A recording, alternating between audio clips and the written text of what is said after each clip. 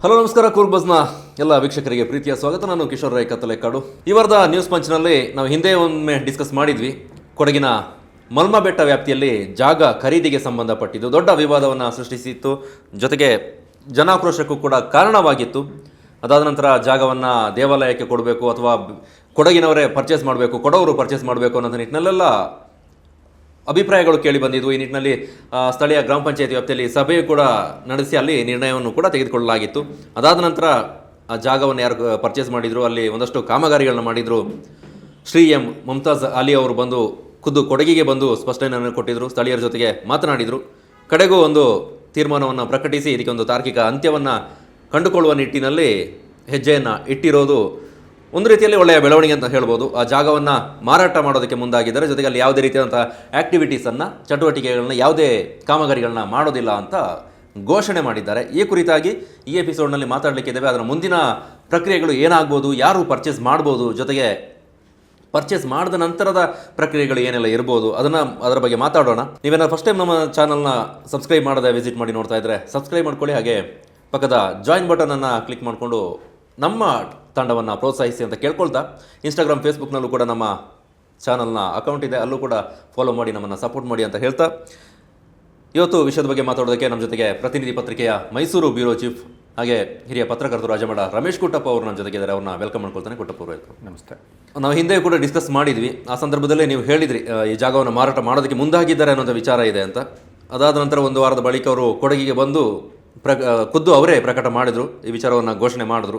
ನನಗೆ ಅಲ್ಲಿ ಯಾವುದೇ ಆಸಕ್ತಿ ಇಲ್ಲ, ಬಹಳ ನೋವಾಗಿದೆ, ಬೇರೆ ಬೇರೆ ವಿಚಾರಗಳನ್ನ ಪ್ರಸ್ತಾಪ ಮಾಡಿ ಕೊನೆಗೆ ಆ ಜಾಗವನ್ನು ಮಾರಾಟ ಮಾಡ್ತೇನೆ ಅಂತ.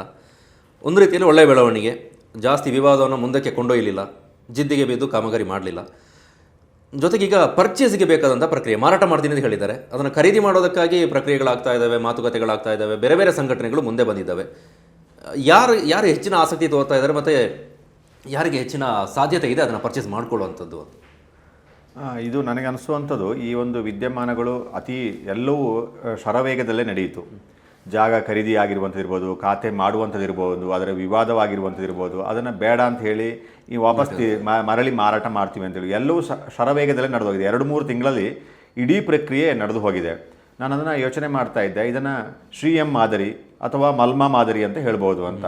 ಮಲ್ಮ ಮಾಡೆಲ್ ಅಥವಾ ಶ್ರೀ ಎಂ ಮಾಡೆಲ್. ಕಾಕತಾಳೀಯವಾಗಿ ಎಂ ಅಂತ ಹೇಳಿದ್ರೆ ಮಮತಾಜ್ ಅಲಿಯೂ ಆಗ್ಬೋದು, ಮಲ್ಮನೂ ಆಗ್ಬೋದು. ಶ್ರೀ ಎಂ ಮಾದರಿ ಅಂತ ಹೇಳಿದ್ರೆ ಶ್ರೀ ಮಮತಾಜ್ ಅಲಿಯೂ ಮಾದರಿಯೂ ಆಗುತ್ತೆ, ಶ್ರೀ ಮಲ್ಮ ಮಾದರಿಯೂ ಆಗುತ್ತೆ. ಯಾಕಂದರೆ ಇದು ಕೊಡಗಿನ ಇತಿಹಾಸದಲ್ಲಿ ಒಂದು ಮೈಲುಗಲ್ಲು ಅಂತ ನಾನು ಅಂದ್ಕೊಳ್ತೀನಿ.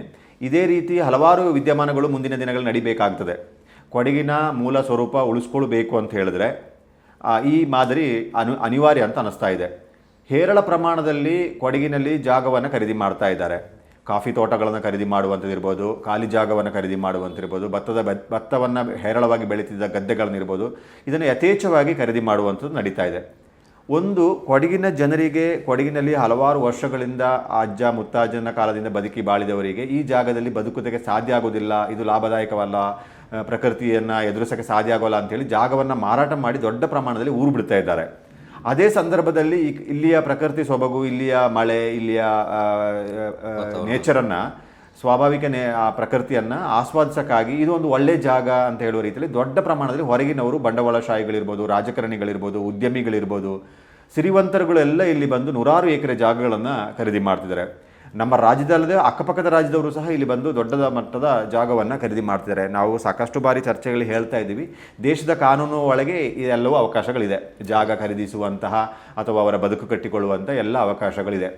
ಆದರೆ ಒಂದು ನಾವು ಸೂಕ್ಷ್ಮವಾಗಿ ಯೋಚನೆ ಮಾಡಬೇಕು, ಹೇರಳ ಪ್ರಮಾಣದಲ್ಲಿ ಹೊರಗಿನವರು ಬಂದು ಇಲ್ಲಿ ಜಾಗವನ್ನು ಖರೀದಿ ಮಾಡಿದಾಗ ಕೊಡಗಿನ ಮೂಲ ಸ್ವರೂಪಕ್ಕೆ ಧಕ್ಕೆ ಆಗೋದು ನಿಶ್ಚಿತ. ಜಾಗ ಖರೀದಿ ಮಾಡುವವರಿಗೆ ಏನಾಗಿರ್ತದೆ, ಹೇರಳ ಪ್ರಮಾಣ ಸಂಪತ್ತಿರುತ್ತೆ, ಅದನ್ನೇ ವಿನಿಯೋಗ ಮಾಡೋದಕ್ಕಾಗಿ, ಭವಿಷ್ಯದಲ್ಲಿ ಇನ್ನಷ್ಟು ಲಾಭ ಪಡೋದಕ್ಕಾಗಿ ಒಂದಿಷ್ಟು ಜಾಗವನ್ನು ಖರೀದಿ ಮಾಡಬೇಕಂತ ಖರೀದಿ ಮಾಡಿ ಇಟ್ಕೊಳ್ತಾರೆ. ಇನ್ನಷ್ಟು ಜನ ಕಪ್ಪು ಹಣವನ್ನು ಬಿಳಿ ಹಣ ಮಾಡೋದಕ್ಕಾಗಿ, ಬ್ಲ್ಯಾಕ್ ಮನಿಯನ್ನು ವೈಟ್ ಮನಿ ಮಾಡೋ ಕಾರಣಕ್ಕಾಗಿ ಜಾಗವನ್ನು ಖರೀದಿ ಮಾಡುವಂತಿರ್ತದೆ. ಅಥವಾ IT ಗಳ ರೈಡ್ ಆಗುವಂಥದ್ದು ಇರ್ಬೋದು, ಏನೋ ಆದಾಯ ತೆರಿಗೆ ಜಾಸ್ತಿ ಇರುವಂಥ ಸಂದರ್ಭದಲ್ಲಿ ಏನಾದರೂ ರೈಡ್ ಆದರೆ ಇಲ್ಲಿ ಒಂದು ಲೆಕ್ಕ ತೋರಿಸೋಕ್ಕೆ ಒಂದು ಅವಕಾಶಗಳಾಗುತ್ತೆ ಅಂತ ಹೇಳಿ ಬೇರೆ ಬೇರೆ ಕಾರಣಗಳಿಗಾಗಿ ಈ ಜಾಗವನ್ನು ಖರೀದಿ ಮಾಡ್ತಾರೆ. ಆ ಖರೀದಿದಾರರಿಗೆ ಏನಾಗುತ್ತೆ ಅಂತ ಹೇಳಿದ್ರೆ, ಇಲ್ಲಿಯ ಸಂಸ್ಕೃತಿ ಇರ್ಬೋದು, ಆಚಾರ ವಿಚಾರ ಇರ್ಬೋದು, ಕೊಡಗಿನ ಪ್ರಕೃತಿ ಇರ್ಬೋದು, ಇದ್ರ ಬಗ್ಗೆ ಯಾವ ಬಗ್ಗೆನೂ ಆಸಕ್ತಿ ಇರೋದಿಲ್ಲ. ತಮ್ಮ ವೈಯಕ್ತಿಕ ಹಿತಾಸಕ್ತಿಯೇ ಮುಖ್ಯವಾಗಿರುತ್ತೆ, ಲಾಭ ಗಳಿಸಬೇಕು, ಲಾಭನೇ ಇರ್ತದೆ, ಅದು ಅವರ ಹಿತಾಸಕ್ತಿಯನ್ನು ಕಾಪಾಡಿಕೊಳ್ಳುವಂಥದ್ದು ಮೂಲ ಉದ್ದೇಶ ಇರ್ತದೆ.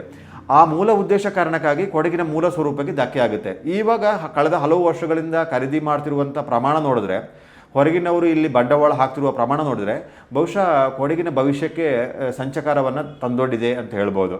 ಬಹುಶಃ ಕೊಡಗು ತನ್ನ ಮೂಲ ಸ್ವರೂಪವನ್ನು ಕಳೆದುಕೊಳ್ಳುವಂಥ ಎಲ್ಲ ಚಾನ್ಸಸ್ಗಳು ಹೆಚ್ಚಿದೆ. ಇವರ ಹೊರಗಿನವರು ಖರೀದಿ ಮಾಡ್ತಿರೋರ ಪ್ರಮಾಣ ಹೆಚ್ಚಾಗ್ತಾ ಅವ್ರಿಗೇನಾಗುತ್ತೆ, ಇಲ್ಲಿ ರೈಲು ಬೇಕು ಅನ್ನಿಸ್ತದೆ, ವಿಮಾನ ಬೇಕು ಅನ್ನಿಸ್ತದೆ, ಬೇಗವಾಗಿ ಬಂದು ಬೇಕು ಅನ್ನಿಸ್ತದೆ, ಪಬ್ ಬೇಕು ಅನ್ನಿಸ್ತದೆ, ಕ್ಲಬ್ ಬೇಕು ಅನ್ನಿಸ್ತದೆ, ಫ್ಯಾಷನ್ ಶೋನು ಬೇಕು ಅನ್ನಿಸ್ಬೋದು, ಎಲ್ಲೂ ಬೇಕು ಅನ್ನಿಸೋಕ್ಕೆ ಸ್ಟಾರ್ಟ್ ಆಗ್ತದೆ.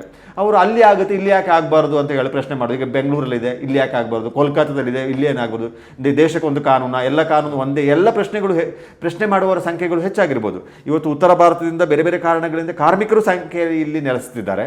ಜಾಗ ಖರೀದಿ ಮಾಡುವವರು ಹೊರಗಿನವರು ಬಂದು ಇಲ್ಲಿ ಕರೆದಿದ್ದಾರೆ. ಬಹುಶಃ ಮೂಲ ಸ್ವರೂಪ ಬೇಡ ಅಂತ ಹೇಳೋದಾದರೆ, ಕೊಡಗಿನ ನೇಚರ್ ಬೇಡ, ಇಲ್ಲಿ ಸಂಸ್ಕೃತಿ ಬೇಡ, ಇಲ್ಲಿ ಆಚಾರ ವಿಚಾರಗಳು ಬೇಡ ಅಂತ ಹೇಳೋದಾದರೆ ನಾವು ಅದನ್ನೆಲ್ಲವನ್ನು ಸ್ವೀಕಾರ ಮಾಡ್ಕೊಳ್ಬೋದು ಅಂತ ಹೇಳ್ಬೋದು. ಮಮತಾಜ್ ಅಲಿ ಅವರು ಪದ್ಮಭೂಷಣ ಪ್ರಶಸ್ತಿಯನ್ನು ಪಡೆದಿರುವಂಥವ್ರು. ಪದ್ಮಭೂಷಣ ಪದ್ಮಶ್ರೀಗಳು ಸುಲಭವಾಗಿ ಸಿಗುವಂತಲ್ಲ, ಅಪ್ರತಿಮವಾದಂಥ ಸಾಧಕರಿಗೆ ಸಿಗುವಂಥ ಗೌರವ. ಅಂತಹ ಪದ್ಮಭೂಷಣ ಪ್ರಶಸ್ತಿಯನ್ನು ಪಡೆದಿರುವಂಥದ್ದು.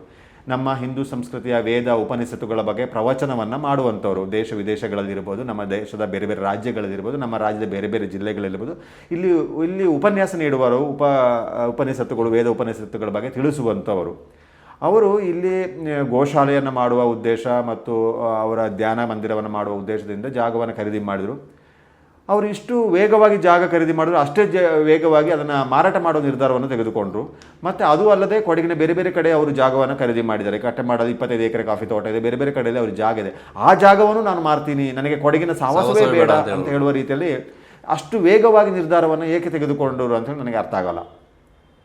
ನನಗೆ ಅನಿಸುವಂಥದ್ದು, ನಾನು ಅದನ್ನು ಬೇರೆ ಬೇರೆ ಆ್ಯಂಗಲಲ್ಲಿ ಯೋಚನೆ ಮಾಡಿದಾಗ, ಇದು ತೀರಾ ಇದನ್ನು ಜಿದ್ದಿಗೆ ಬಿದ್ದು ಅದನ್ನು ಮುಂದುವರೆಸಿದರೆ ಅವರ ಬುಡಕ್ಕೆ ಬರ್ತದೆ ಅಂತ ಹೇಳುವ ಕಾರಣಕ್ಕಾಗಿಯೇ ಇವರು ಈ ನಿರ್ಧಾರವನ್ನು ತೆಗೆದುಕೊಳ್ತಾರೆ ಅಂತ ಅನಿಸ್ತದೆ.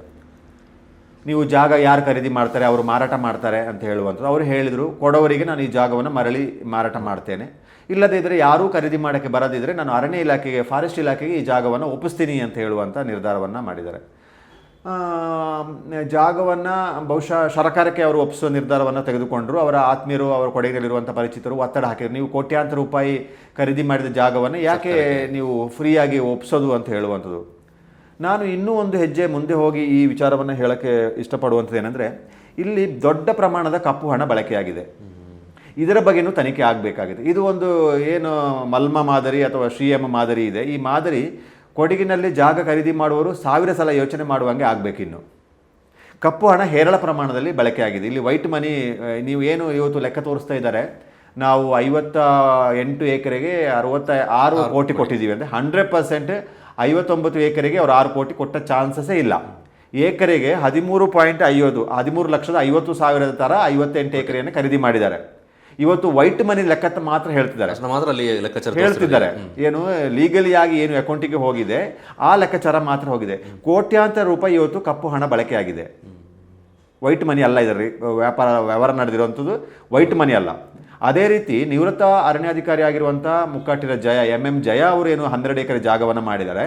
ಅದರಲ್ಲಿ ಬಹುತೇಕ ಎಕರೆಗೆ 25 ಲಕ್ಷ ಒಂದು ಎಕರೆಗೆ ಮಾರಿದ್ದಾರೆ. ಕೆಲವು ಎಕರೆ ಜಾಗವನ್ನು 30 ಲಕ್ಷಕ್ಕೆ ಮಾರಿದ್ದಾರೆ. ಆದರೆ ಅವರು ಇವತ್ತು ಲೆಕ್ಕ ತೋರಿಸ್ತಿದ್ದಾರೆ 1,50,00,000ಕ್ಕೆ 12 ಎಕರೆ ಮಾರಾಟ ಮಾಡಿದ ಲೆಕ್ಕ ತೋರಿಸ್ತಾ ಇದ್ದಾರೆ. ಅದಲ್ಲದೆ ಸರ್ಕಾರದ ತೆರಿಗೆ, ಇಲ್ಲಿ ಹೇರಳ ಪ್ರಮಾಣದಲ್ಲಿ ಕಪ್ಪು ಹಣ ಬಳಕೆಯಾಗಿದೆ. ಸರ್ಕಾರಕ್ಕೆ ತೆರಿಗೆ ವಂಚನೆ ಮಾಡಿದ್ದಾರೆ. ಮತ್ತು ಇಷ್ಟು ಕೋಟ್ಯಾಂತರ ರೂಪಾಯಿಯನ್ನು ಹೇಗೆ ಟ್ರಾನ್ಸಾಕ್ಷನ್ ಮಾಡೋಕ್ಕೆ, ಕ್ಯಾಶಲ್ಲಿ ಟ್ರಾನ್ಸಾಕ್ಷನ್ ಮಾಡೋಕ್ಕೆ ಸಾಧ್ಯ ಆಗುತ್ತೆ? ಹಲವಾರು ಪ್ರಕರಣಗಳು ಇಲ್ಲಿ ಅಟ್ರಾಕ್ಟ್ ಆಗುತ್ತೆ. ಆದರೆ ನಮ್ಮ ಆಡಳಿತ ವ್ಯವಸ್ಥೆಗೆ ಯಾವುದೂ ಅಟ್ರಾಕ್ಟ್ ಆಗ್ತಿಲ್ಲ. ಇವತ್ತು ಅಲ್ಲಿ ಖಾಸಗಿ ತೋಟದ ಮೂಲಕ ಅವರ ಜಾಗಕ್ಕೆ ರೋಡ್ ಮಾಡಿದ್ದಾರೆ. ಆ ರೋಡಿನ ಮೂಲಕ ಹಲವಾರು ಮರಗಳು ಹನನ ಆಗಿದೆ. ಇಲ್ಲಿ ಕಾಡು ಮರಗಳು ಹನನ ಆಗಿದ್ರೆ ತೋಟಕ್ಕೆ ರಸ್ತೆ ಬೇಕು, ಕರೆಕ್ಟ್. ಆದರೆ ಅಲ್ಲಿ ವ್ಯಾಲ್ಯೂಯಬಲ್ ಇರುವ ಮರ, ಕಡಿಯೋಕ್ಕೆ ಅನುಮತಿ ಪಡೆಯದೆ ಕಡಿಯುವಂಥ ಮರಗಳಿದ್ದರೆ ಇದನ್ನು ಹೇಳ್ತಿದ್ದಾರೆ. ಸ್ಥಳಕ್ಕೆ ಭೇಟಿ ನೀಡಿದಂಥ ಬೇರೆ ಬೇರೆ ಸಂಘಟನೆಯ ಪ್ರಮುಖರು ಇವತ್ತು ಹೇಳ್ತಿದ್ದಾರೆ, ಅಲ್ಲಿ ಅಪರೂಪದ ಮರಗಳನ್ನು ಕಡಿದಿದ್ದಾರೆ, ಕಾಡು ಮರಗಳು ಮಾತ್ರ ಕಡಿದಿಲ್ಲ. ಆದರೆ ಕಾನೂನು ಬಾಹಿರವಾಗಿ ಅನುಮತಿ ಇಲ್ಲದೆ ಕಡಿದಿರೋ ಮರಗಳಿದೆ. ಇದಕ್ಕೆ ಫಾರೆಸ್ಟ್ ಇಲಾಖೆ ಉತ್ತರ ಕೊಡಬೇಕು. ಇದುವರೆಗೆ ಯಾವ ಅರಣ್ಯಾಧಿಕಾರಿಯೂ ಸೊಲ್ಲೆತ್ತಿಲ್ಲ, ಒಂದು ಧ್ವನಿ ಎತ್ತಿಲ್ಲ. ನನಗೂ ಇದಕ್ಕೂ ಈ ವ್ಯವಸ್ಥೆಗೂ ಸಂಬಂಧ ಇಲ್ಲ ಅಂತ ಹೇಳ್ತಾರೆ. ಇಲ್ಲಿ ಕಪ್ಪು ಹಣ ಹೇರಳ ಪ್ರಮಾಣದಲ್ಲಿ ಬಳಕೆಯಾಗಿದೆ. ಜಿಲ್ಲಾಡಳಿತ ಯಾವ ಮಾತನ್ನು ಹೇಳಿದಿಲ್ಲ. ತಹಶೀಲ್ದಾರ್ ಒಂದು ಮಾತಾಡಿದ, ಜಿಲ್ಲಾಧಿಕಾರಿ ಒಂದು ಮಾತಾಡಿದ. ಬಲ್ಲಮಾವಟಿ ಗ್ರಾಮ ಪಂಚಾಯಿತಿ ಗ್ರಾಮ ಸಭೆ ನಡೆದ ಸಂದರ್ಭದಲ್ಲಿ ಅಲ್ಲಿ ಅಧಿಕಾರಿಗಳು ಹೇಳ್ತಾರೆ, ಗ್ರಾಮ ಪಂಚಾಯಿತಿಗೆ ಇದುವರೆಗೆ ಯಾವುದು ವಾಣಿಜ್ಯ ಉದ್ದೇಶಕ್ಕೆ ಭೂ ಪರಿವರ್ತನೆಗೆ NOC ಪಡ್ಕೊಳ್ಳುವಂಥದ್ದು ಯಾವುದು ಇಲ್ಲ, ಯಾವ ಪ್ರಕ್ರಿಯೆ ನಡೆದಿಲ್ಲ ಅಂತ ಹೇಳ್ತಾರೆ. ಆದರೆ ಕೊಡಗಿಗೆ ಬಂದಂಥ ಮಮತಾಜ್ ಅಲಿ ಹೇಳ್ತಾರೆ, ನಾನು 10 ಎಕರೆಯನ್ನು ವಾಣಿಜ್ಯ ಉದ್ದೇಶಕ್ಕೆ ಭೂ ಪರಿವರ್ತನೆ ಮಾಡೋಕ್ಕೆ ಅರ್ಜಿ ಹಾಕಿದ್ದೆ, ನಾನು ಯಾವ ಪ್ರಕ್ರಿಯೆ ಮಾಡೋದು ಬೇಡ ಅಂತ ಜಿಲ್ಲಾಧಿಕಾರಿ ತಹಶೀಲ್ದಾರಿಗೆ ಹೇಳಿದ್ವಿ ಅಂತ ಹೇಳ್ತಾರೆ. ಇವರ ಪ್ರಕ್ರಿಯೆಗಳು ನೇರವಾಗಿ ನಡೀತದೆ, ಅಧಿಕಾರಿ ಮಟ್ಟದ ಉನ್ನತ ಮಟ್ಟದ ಅಧಿಕಾರಿಗೆ. ಪಾಪದವನಿಗೆ NOCಗೆ ಪಂಚಾಯತಿಗೆ ಹೋಗ್ಬೇಕು, ಅಲ್ಲಿ ಗ್ರಾಮ ಸಭೆ ನಡಿಬೇಕು, ಆಡಳಿತ ಮಂಡಳಿ ಸಭೆ ನಡಿಬೇಕು, ಅವ್ರದ್ದು 108 ತಗಾದೆಗಳು, ಅವರೆಲ್ಲರನ್ನು ಸಮಾಧಾನ ಪಡಿಸಬೇಕು, ಕಾನೂನನ್ನು ಸಮಾಧಾನ ಪಡಿಸಬೇಕು, ಆ ನಂತರ ಪ್ರಕ್ರಿಯೆ ಆಗೋದು. ಆಯಿತು, ಎಲ್ಲರಿಗೂ ಈ ಕಾನೂನು ಅನ್ವಯ ಆಗಲಿ, ಎಲ್ಲರೂ ನೇರವಾಗಿ ತಹಶೀಲ್ದಾರಿಗೆ ಮಾಡಲಿ, ಅಥವಾ ಎಲ್ಲರೂ ಕಾನೂನಲ್ಲಿ ಅವಕಾಶ ಇದೆ ಅಂತ ಆದರೆ DCಗೆ ಮಾಡಲಿ ನೇರವಾಗಿ, ಬೇರೆಯವರು ಯಾಕೆ ಅಲ್ಲಿ ಅಲದಾಡಬೇಕು?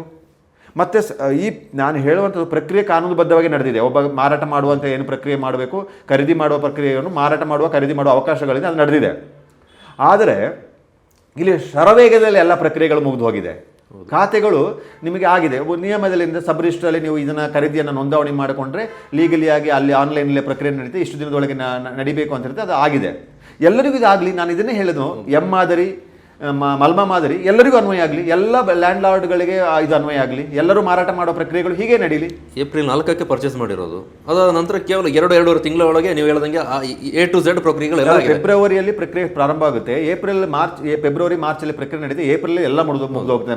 ಮಮತಾಜ್ ಅಲಿಗೆ ಮ್ಯೂಟೇಷನ್ ಆಗಿ ಅವ್ರ ಹೆಸರಿಗೆ ಖಾತೆ ಆಗುತ್ತೆ, 71 ಎಕರೆಯೂ ಆಗುತ್ತೆ. ಇಷ್ಟೇ ವೇಗದ ಖರೀದಿ ಪ್ರಕ್ರಿಯೆಗಳು ಉಳಿದೆಲ್ಲ ಪ್ರಕ್ರಿಯೆಗಳು ನಡೆದಿದೆ. ಯಾಕೆ ಕಚೇರಿಗಳಿಗೆ ಅಲದಾಡಬೇಕು, ಪಂಚಾಯತಿ ನಡೀಬೇಕು? ಎಟ್ ಎ ಟೈಮ್ 10 ಎಕರೆ ಭೂ ಪರಿವರ್ತನೆ. ಅವರು ಲೀಗಲಿ ಒಂದು ಮಾತು ಹೇಳ್ತಾರೆ, ನಾನು ಗೋಶಾಲೆ ಮಾಡೋದಕ್ಕೆ ಅಗತ್ಯವಾದ ನಿರ್ಮಾಣ ಪ್ರಕ್ರಿಯೆ ಮಾಡೋದಕ್ಕೆ ನಾನು ಅದನ್ನು ಅಪ್ಲೈ ಮಾಡಿರುವಂಥದ್ದು. ಆದರೆ ಅದರಲ್ಲಿ ಟರ್ಮ್ಸಲ್ಲಿ ಬರುವಾಗ ಕಮರ್ಷಿಯಲ್ ಕನ್ವರ್ಷನ್ ಅಂತ ಬರ್ತದೆ, ವಾಣಿಜ್ಯ ಉದ್ದೇಶಕ್ಕೆ ಭೂ ಪರಿವರ್ತನೆ ಬರುತ್ತೆ, ಅದಕ್ಕಾಗಿ ಅದು ಬೇರೆ ಥರ ಏನೋ ಅರ್ಥ ಕೊಟ್ಟಿದೆ, ನಾನು ಯಾವುದೇ ಪ್ರಕ್ರಿಯೆ ಬೇಡ ಹಾಕಿದೆ, ಸ್ಥಗಿತಗೊಳಿಸಿದ್ದೀನಿ ಅಂತ ಹೇಳ್ತಾರೆ. ಹಾಗಾದರೆ ಇದು ಹೇಗೆ ಎಲ್ಲ ಪ್ರಕ್ರಿಯೆಗಳು ಇಷ್ಟು ವೇಗವಾಗಿ ಹೇಗೆ ನಡೀತದೆ? ಆಗ ಉಳ್ಳವನಿಗೆ ಒಂದು ಕಾನೂನು, ಪ್ರಭಾವಿಗಳಿಗೆ ಒಂದು ಕಾನೂನು. ನಾವು ಎಲ್ಲರೂ ಸಾಮಾನ್ಯವಾಗಿ ಹೇಳ್ತೇವೆ, ದೇಶದಲ್ಲಿರುವಂಥ ಕಾನೂನು ಎಲ್ಲರಿಗೂ ಒಂದೇ ಅಂತ. ಕಾನೂನು ಒಂದೇ, ಆದರೆ ಅದು ಅನುಷ್ಠಾನ ಬೇರೆ ಬೇರೆ ರೀತಿ ಆಗುತ್ತೆ. ಬಡವನಿಗೆ ಒಂದು, ಹಣ ಕೊಡುವವನಿಗೆ ಒಂದು, ಪ್ರಭಾವಿಗಳಿಗೆ ಒಂದು, ನಾಯಕರುಗಳೊತ್ತಿಗೆ ಸಂಪರ್ಕ ಇರುವವರಿಗೆ ಒಂದು, ಅಧಿಕಾರಿಗಳೊತ್ತಿಗೆ ಸಂಪರ್ಕದಲ್ಲಿರುವವರಿಗೆ ಒಂದು, ಎಲ್ಲರಿಗೂ ಇದೇ ರೀತಿ ಆಗುತ್ತಾ? ಇದು 100% ಆಗೋದಿಲ್ಲ. ಇದರ ಬಗ್ಗೆ ಜಿಲ್ಲಾಡಳಿತ ಮಾತಾಡಬೇಕಾಗುತ್ತೆ. ಯಾವುದೋ ಸಣ್ಣ ಪುಟ್ಟ ವಿಚಾರಗಳಿಗೆ ಎಚ್ಚರಿಕೆ ಕೊಡುವಂಥದ್ದು ಇರ್ತದೆ, ಅದು ಮಾಡ್ತೀವಿ ಇದು ಮಾಡ್ತೀವಿ ಅಂತ ಹೆದರಿಸ್ತಾರೆ. ಯಾರಿಗೆ ಹೆದರಿಸುವಂಥದ್ದು? ಕಾನೂನು ಪಾಲನೆ ಮಾಡುವವರಿಗೆ ಮಾತ್ರ ಮಾಡುವಂಥದ್ದು. ವೇದ ಉಪನಿಷತ್ತುಗಳ ಬಗ್ಗೆ ಉಪನ್ಯಾಸ ನೀಡುವಂತಹ ಪದ್ಮಭೂಷಣ ಪಡೆದಿರುವಂತಹ ಶ್ರೀ ಎಂ ಅವರೇ ಕಪ್ಪು ಹಣವನ್ನು ಬಳಕೆ ಮಾಡಿ ಇಲ್ಲಿ ಜಾಗ ಖರೀದಿ ಮಾಡ್ತಾರೆ ಅಂತ ಹೇಳಿದ್ರೆ ಯಾರಿಗೆ ಅವರು ಉಪದೇಶ ಕೊಡುವಂಥದ್ದು? ಇನ್ನು ಅವರ ಮಾತನ್ನು ಯಾರಿಗೆ ಕೇಳುವಂಥದ್ದು? ಯಾರಿಗೆ ಹೇಳಬೇಕಾಗಿರುವಂಥದ್ದು? ಅವರು ಯಾರಿಗೆ ಹೇಳಬೇಕು? ಕೋಟ್ಯಾಂತರ ರೂಪಾಯಿ ಇವತ್ತು ಕ್ಯಾಶಲ್ಲಿ ಟ್ರಾನ್ಸಾಕ್ಷನ್ ನಡೀತೆ ಅಂತ ಹೇಳಿದ್ರೆ 2 ಥರ ಪ್ರಕ್ರಿಯೆ. ಒಂದು, ಖರೀದಿದಾರ ತೆರಿಗೆ ವಂಚನೆ ಮಾಡಿದ್ದಾರೆ. ಖರೀದಿದಾರನಿಗೆ ಅಷ್ಟೊಂದು ಹೇರಳ ಪ್ರಮಾಣದ ಕ್ಯಾಶ್ ಹೇಗೆ ಬಂತು?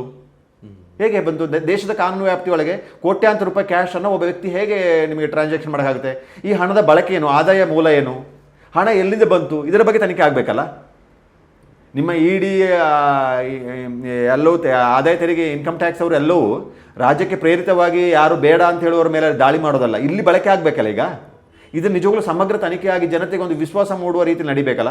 ಆಯಿತು, ಜಾಗ ಮಾರಾಟ ಮಾಡಿದವರು ಕೋಟ್ಯಾಂತರ ರೂಪಾಯಿ ಹಣವನ್ನು ಕ್ಯಾಶಲ್ಲಿ ಬಳಸ್ಕೊಂಡ್ರಲ್ಲ, ಇವರು ತಪ್ಪು ಲೆಕ್ಕವನ್ನು ಇವತ್ತು ಕೊಡ್ತಾ ಇದ್ದಾರಲ್ಲ. ಈ ಕ್ಯಾಶನ್ನು ಪಡೆದ ಹಣವನ್ನು ಏನು ಮಾಡಿದ್ದಾರೆ? ಅವರ ಹಣವನ್ನು ಎಲ್ಲಿ ವಿನಿಯೋಗಿಸಿದ್ದಾರೆ?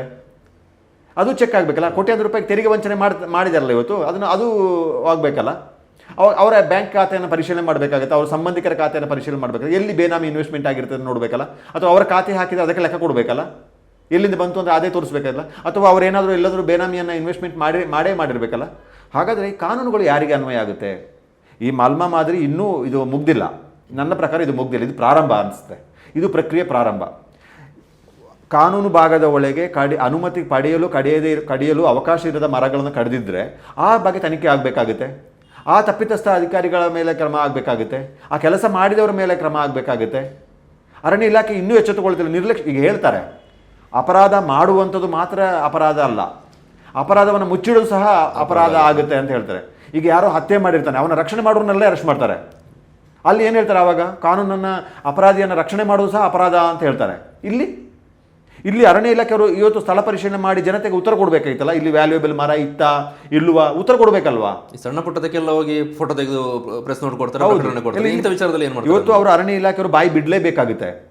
ಅರಣ್ಯ ಇಲಾಖೆ ಬಾಯಿ ಬಿಡಬೇಕು. ಯಾರೋ ಸ್ವಂತ ಜಾಗದಲ್ಲಿ ಬೆಳೆದ ಒಂದು ಮರವನ್ನು ಕಡಿದು ಮನೆ ಮಾಡೋಕ್ಕೆ ಹೊರಟ್ರೆ ಅಲ್ಲಿ ಹೋಗಿ ಸೀಸ್ ಮಾಡ್ತಾರೆ. ಅವ್ರಿಗೆ ಗೊತ್ತಿರುತ್ತೆ ಅವ್ರದ್ದು ತೋಟದಲ್ಲಿರೋ ಜಾಗ, ಅವರೇ ಮನೆ ಕಟ್ತಿದ್ದಾರೆ ಅಂತ ಗೊತ್ತಿರ್ತದೆ. ಅಲ್ಲಿ ಮಾನವೀಯತೆ ಏನೂ ಇಲ್ಲ. ಅಲ್ಲಿ ಅರೆಸ್ಟ್ ಮಾಡಿ ಅವ್ರ ಮನೆ ಮಾಲೀಕರನ್ನೇ ಅರೆಸ್ಟ್ ಮಾಡಿ ಒಳಗೆ ಹಾಕ್ತಾರೆ. ಅಲ್ಲಿ ಅವರ ಪೌರುಷವನ್ನು ತೋರಿಸ್ತಾರೆ. ಅಲ್ಲಿ ಎಲ್ಲ ನಿಯಮಗಳನ್ನ ಅನ್ವಯ ಆಗುತ್ತೆ. ಕೇವಲ ಸೌದೆಗಾಗಿ ಕರ್ಕೊಬಂದ್ರು ಎಲ್ಲವನ್ನ ಮಾಡ್ತಾರೆ. ಅಲ್ಲಿ ಬಿಡ್ಬೋದು, ಬೇಕಾದ್ರೆ ಲಿಬರಲ್ ಆಗಿ ಬಿಡ್ಬೋದು. ಅವ್ರಿಗೆ ಗೊತ್ತಿರುತ್ತೆ ಏನು ಮಾರಾಟ ಮಾಡೋ ಉದ್ದೇಶ ಇಲ್ಲ, ಅವ್ರದೇ ಜಾಗದಲ್ಲಿ ಬೆಳೆದಿದೆ, ಏನು ಮಾರಾಟ ಮಾಡೋ ಉದ್ದೇಶ ಇಲ್ಲ, ಮನೆ ಕಟ್ತಿದ್ದಾರೆ ಒಂದು ಸಣ್ಣ ಪ್ರಮಾಣದ ಬಿಟ್ಟರೆ ದುರುದ್ದೇಶಪೂರಿತ ಇಲ್ಲ ಅಂತ ಹೇಳಿದ್ರೆ ಬಿಡ್ಬೋದು. ಬೇಕಾದ್ರೆ ಕಾನೂನಲ್ಲಿ ಅವಕಾಶ ಇಲ್ಲದಿದ್ರು ಬಿಡುವಂಥ ಅವಕಾಶ ಇರುತ್ತೆ. ಅಲ್ಲಿ ಬಿಡೋಲ್ಲ, ಅಲ್ಲಿ ಬಿಗಿ ಮಾಡ್ತಾರೆ. ಇಲ್ಲಿ ಸರಳವಾಗಿರ್ತಾರೆ, ಏನೂ ಮಾತಾಡೋದಿಲ್ಲ, ಏನೇನೂ ಮಾತಾಡೋದು. ಎಷ್ಟು ದಿನ ನೀವು ಏನೇ ಹೇಳಿ, ಯಾರು ಏನೇ ಕೇಳಿ ಅವ್ರು ಏನೂ ಮಾತಾಡೋದಿಲ್ಲ. ಇಲ್ಲಿ ಮಾತಾಡಬೇಕಲ್ವ, ಈಗ ಮಾತಾಡಬೇಕಲ್ವಾ. ಪ್ಲಸ್ ಇನ್ನು ಇಲ್ಲಿ ಒಂದು ನನಗೆ ಅನಿಸುವಂಥದ್ದು,